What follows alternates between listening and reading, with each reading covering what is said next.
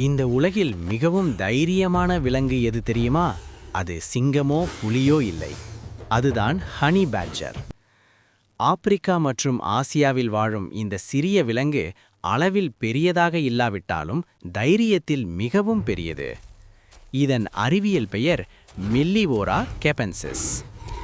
Honey பேட்ஜருக்கு மிகவும் தடித்த தோல் இருக்கும். அதனால் சிங்கம், சிறுத்தை கூட விஷப்பாம்பு தாக்கினாலும் அது எளிதில் காயமடையாது. விஷப்பாம்பு கடித்தாலும் சில நேரம் மயங்கி மீண்டும் எழுந்து நடக்க ஆரம்பிக்கும்.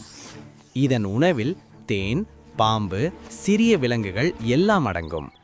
தேன்கூடு எங்கு இருக்கிறது என்று கண்டுபிடிக்க ஹனிகைட் பேர்ட் என்ற பறவையும் இதற்கு உதவுகிறது.